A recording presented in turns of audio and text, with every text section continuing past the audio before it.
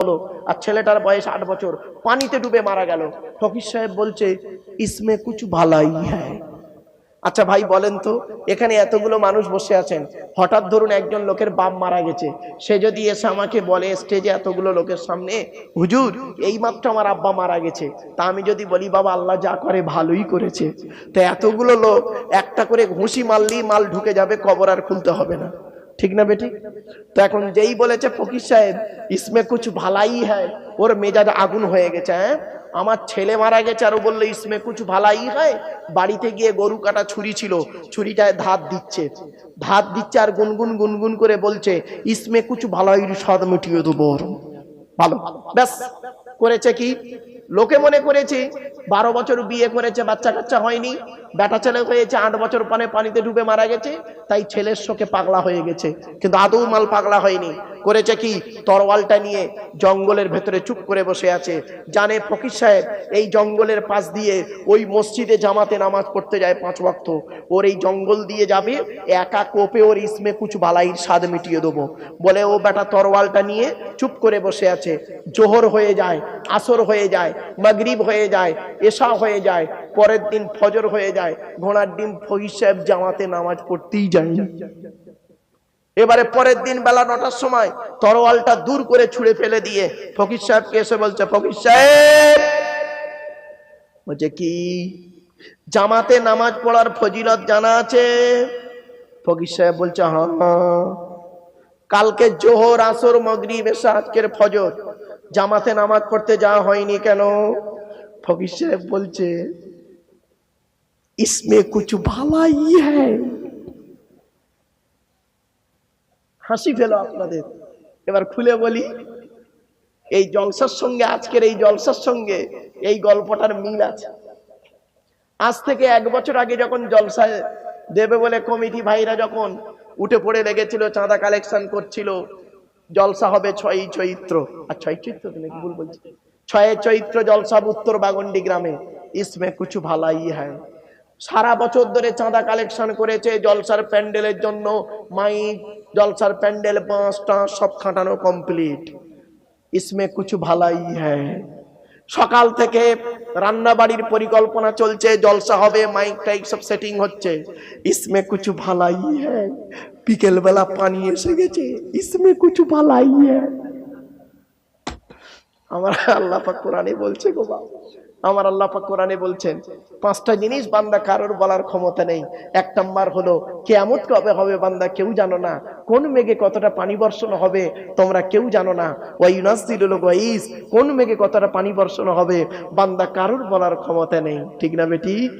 3 number ওয়ায়ালামু মা feel আরহাম, মায়ের পেটে কি আছে, চোর হবে না ডাকাত হবে, আলেম হবে না হাফেজ হবে, বান্দা কারোর বলার কোনো ক্ষমতাই নেই, ঠিক না বেটি? এই সর্বপ্রথম এই পুরুষ লিঙ্গের আগার অংশ কেটে বাদ দিয়েছিল কে, এর ইতিহাসটা জেনে নিন। 82 বছর বয়সে, কত বছর? 82 বছর বয়সে জঙ্গলে কুড়ুল দিয়ে নিজে নিজে আল্লাহর হুকুমে হযরতে ইব্রাহিম খলিলুল্লাহ তিনি সর্বপ্রথম এই মুসলমানি বা খাত্তা হয়েছিলেন। জোরে বলুন সুবহানাল্লাহ।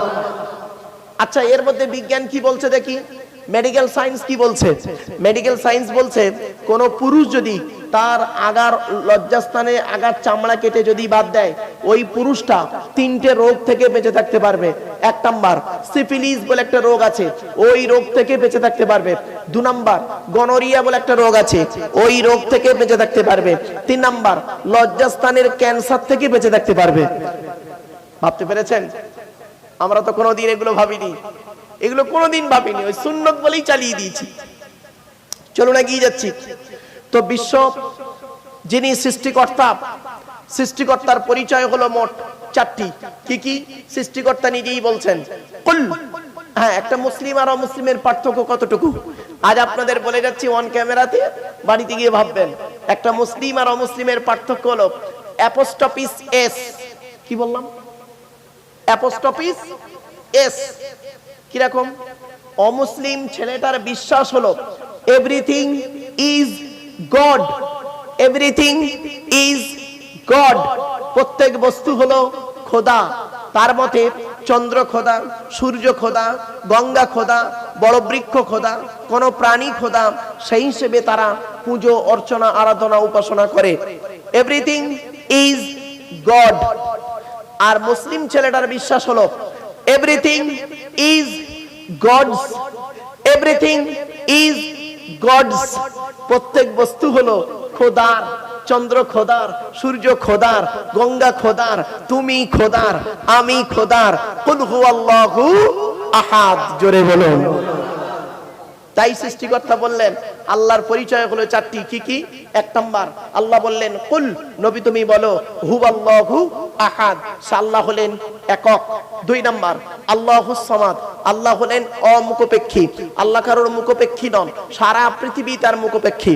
তিন নাম্বার, লাম ইয়ালিদ ওয়া লাম ইউলাদ, আল্লাহ কাউকে জন্ম দেয়নি, আল্লাহ কেউ জন্ম দেয়নি।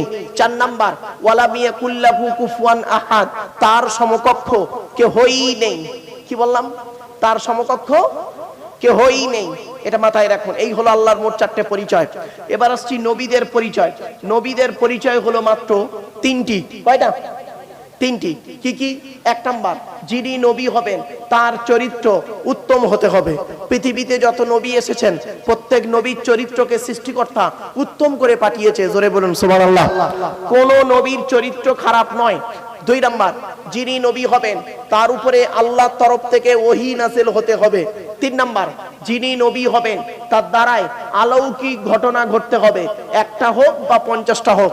পৃথিবীতে যত নবী এসেছেন প্রত্যেক নবীর মাধ্যমে আল্লাহ পাক 1 থেকে 50টার ভিতরে অলৌকিক ঘটনা দেখিয়েছেন, কিন্তু আমার নবী বিশ্ব নবী মুহাম্মদ সাল্লাল্লাহু আলাইহি ওয়াসাল্লামের মাধ্যমে আল্লাহ পাক 1000-এরও বেশি অলৌকিক ঘটনা দিয়েছেন, জোরে বলুন।